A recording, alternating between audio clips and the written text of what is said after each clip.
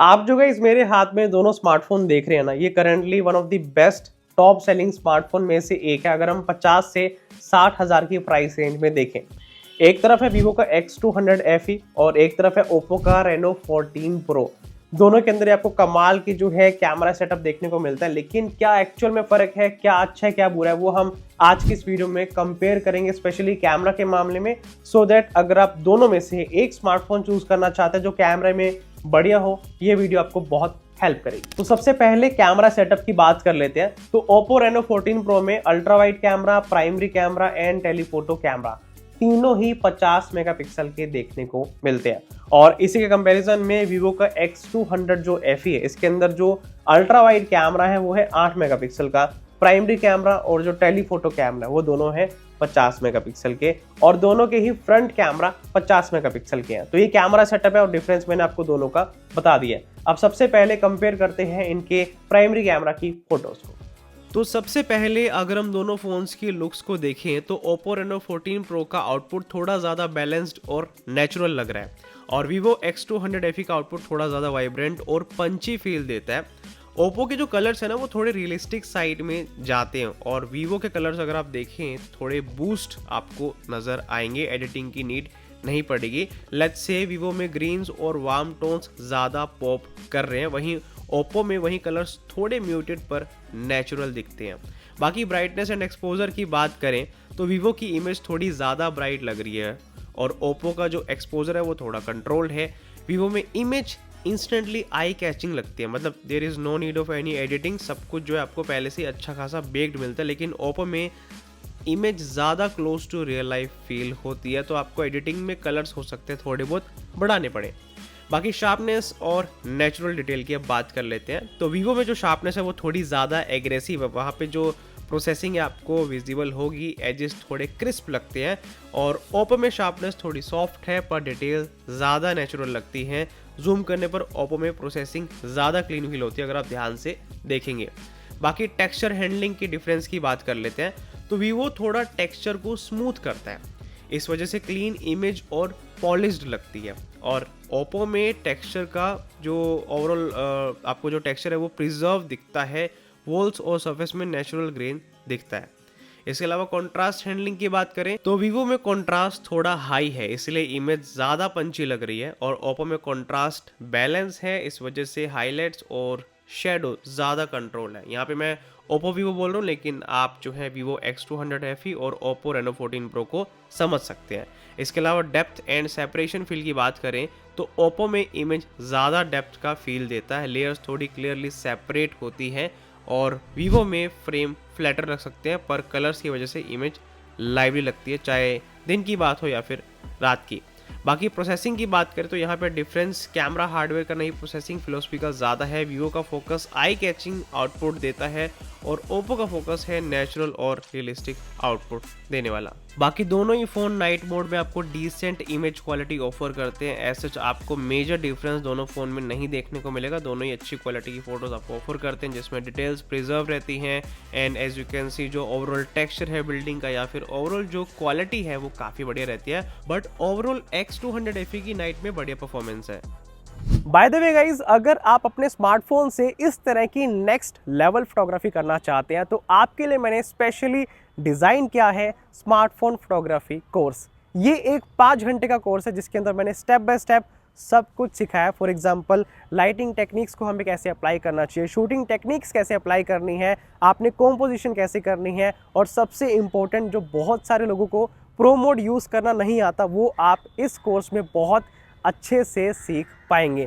तो इस कोर्स में बहुत सारे चैप्टर्स हैं जिसमें आपको स्टेप बाय स्टेप बहुत कुछ सीखने को मिलेगा, और ये कोर्स आप सभी के लिए है अगर आप डे टू डे लाइफ में बढ़िया फोटोग्राफी करना चाहते हैं। तो कोर्स का लिंक आपको मिल जाएगा डिस्क्रिप्शन बॉक्स में, जहाँ पे आप इस कोर्स को चेकआउट कर सकते हैं और आज से ही ज्वाइन कर सकते हैं। अब ऑफ कोर्स प्राइमरी कैमरा के बाद हमें टेस्ट करना चाहिए अल्ट्रा वाइड कैमरा की फोटोज को। आइए देखते हैं कैसी दोनों की परफॉर्मेंस है। तो एज यू कैन सी सबसे पहला डिफरेंस है पर्सपेक्टिव का। देखो जो ओप्पो Reno 14 Pro है ना, वो ज्यादा वाइडर पर्सपेक्टिव हमें ऑफर करता है। अब आप देख सकते हैं कि एक तरफ मोन्यूमेंट हमें ज्यादा दिखाई दे रही है या फिर चीजें ज्यादा दिखाई दे रही है, और एक तरफ कम दिखाई दे रही है। तो X200 FE का पर्सपेक्टिव थोड़ा नैरो है। इसके अलावा दूसरा फर्क आता है कलर टेम्परेचर का और कॉन्ट्रास्ट का।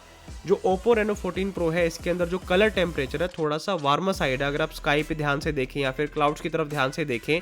और Vivo X200 FE में जो कलर टेम्परेचर है वो कूलर साइड है। इसके अलावा कॉन्ट्रास्ट हैंडलिंग में Reno 14 Pro थोड़ा हायर साइड कॉन्ट्रास्ट को रखता है, जिसकी वजह से जो शेडोज वाला एरिया वहाँ पे डिटेल कम आती है।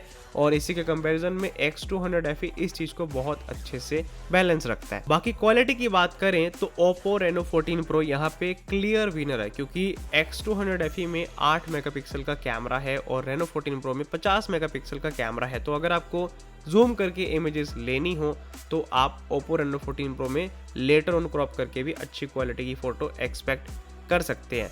इसके अलावा अल्ट्रा वाइड कैमरा का जो मेन पर्पस होता है ज़्यादा से ज़्यादा एलिमेंट को कैप्चर करना, वो भी Oppo Reno 14 Pro में हमें ज़्यादा बढ़िया देखने को मिलता है। एज यू कैन सी यहाँ पे अल्ट्रा वाइड थोड़ा थोड़ा प्राइमरी कैमरा वाली लुक दे रहा है। इसके अलावा मुझे X200 FE की फ़ोटोज़ थोड़ी सी सॉफ्टर साइड लगी, स्पेशली एजेस पर।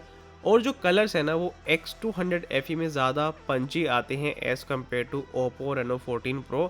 Oppo Reno 14 Pro में भी जो सैचुरेशन है वो थोड़ी सी हायर साइड है, लेकिन आपको X200 FE में और भी एग्रेसिव देखने को मिलती है। मतलब कोई एडिटिंग का स्पेस इसमें बचता नहीं है। बाकी स्किन टोन में भी आपको अच्छा खासा डिफरेंस देखने को मिल जाता है, क्योंकि यहाँ पे कलर टेम्परेचर का जो है फ़र्क आ रहा है दोनों स्मार्टफोन में। बाकी नाइट मोड में बात करें तो ये कुछ अल्ट्रा वाइड में नाइट मोड के सैंपल्स हैं, जिसमें आप देख सकते हैं जो फ्लेयर है दोनों ही स्मार्टफोन के अल्ट्रा वाइड कैमरा में विजिबल है। एंड मेरे को पर्सनली ज़्यादा X200 FE की क्वालिटी बढ़िया लगी, जहाँ पे काफ़ी अच्छे से फ्लेयर्स को फिर भी थोड़ा बहुत हैंडल किया, लेकिन Oppo Reno 14 में फ्लेयर बहुत ज़्यादा आ रहे हैं। ठीक है, ये सब बात हो गई फोटोज की, लेकिन अब बात आती है वीडियोस की। तो देखते हैं वीडियोस में कौन सा कैमरा यानी कि कौन सा स्मार्टफोन बढ़िया परफॉर्म करता है, चाहे बात हो प्राइमरी की, अल्ट्रा वाइड कैमरा की या फिर टेलीफोटो कैमरा की। तीनों देखते हैं।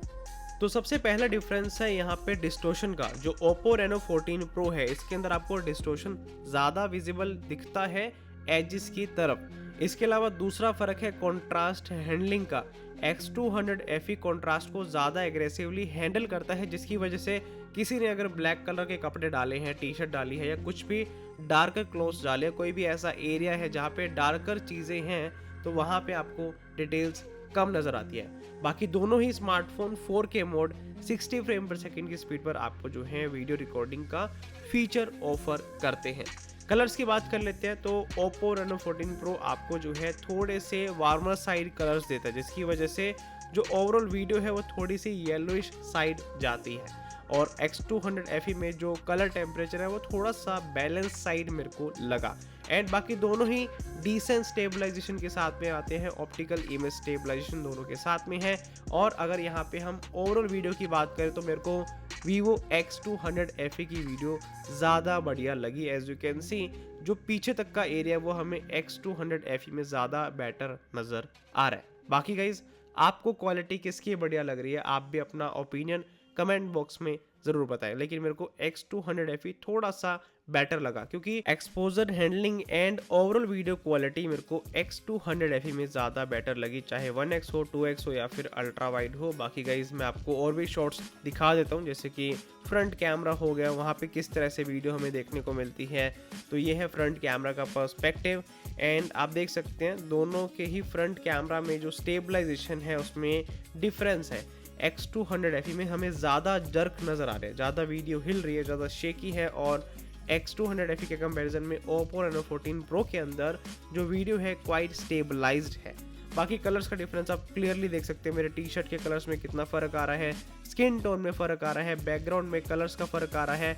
और जो स्काई है ना, स्काई की डिटेल भी X200 FE में थोड़ी बहुत फिर भी प्रिजर्व है, लेकिन Oppo Reno 14 Pro में पीछे स्काई जो है पूरा ब्लोन आउट कर दिया है फेस को ब्राइट करने के चक्कर में। बाकी ये है पोर्ट्रेट मोड कैमरा, जिसमें आप देख सकते हैं किस तरह से जो एज डिटेक्शन है काम करता है, स्टेबलाइजेशन कैसे काम करती है, फेस में किस तरह का हमें डिफरेंस देखने को मिलता है कलर टोन में। तो ये सारी चीज़ों का फ़र्क आपको दोनों स्मार्टफोन में देखने को मिलता है। तो आप अपनी राय ज़रूर देना कि आपको कौन सा बढ़िया लगा। तो है ना गाइस, काफी ज्यादा सरप्राइजिंग रिजल्ट्स, लेकिन अभी भी वीडियो में बहुत कुछ टेस्ट करना बाकी है, जैसे कि हो गया पोर्ट्रेट मोड। तो सबसे पहले शुरुआत करते हैं अब पोर्ट्रेट मोड की। तो पोर्ट्रेट मोड में सबसे पहले एज डिटेक्शन की बात कर लेते हैं। तो एज डिटेक्शन दोनों का ऑलमोस्ट सिमिलर है, कोई खास फर्क आपको यहाँ पे नहीं नजर आएगा। लेकिन X200 FE और Reno 14 Pro के कॉन्ट्रास्ट हैंडलिंग में आपको पूरा यहाँ पे फ़र्क नज़र आएगा। जो यहाँ पे Reno 14 Pro की इमेजेस है वहाँ पे पोर्ट्रेट मोड में भी हमें येलो स्टोन देखने को मिलते हैं, जिसकी वजह से ओवरऑल लुक एंड फील पूरी फोटोज़ की बदल जाती है। तो मेरे को पर्सनली X200 FE की जो आउटपुट है ज़्यादा बेटर और ज़्यादा जो है क्लोज टू रियल लाइफ लगी, क्योंकि इसके अंदर जो स्किन टोन है या फिर बाकी जो ओवरऑल कलर्स हैं वो सब हमें काफ़ी जो है बढ़िया देखने को मिलते हैं। बाकी बैकग्राउंड ब्लर दोनों का ही बढ़िया है as you can see. Now last but not the least है फ्रंट कैमरा। दोनों में ही 50 मेगापिक्सल का हमें फ्रंट कैमरा मिलता है। देखते हैं परफॉर्मेंस में कितना डिफरेंस है।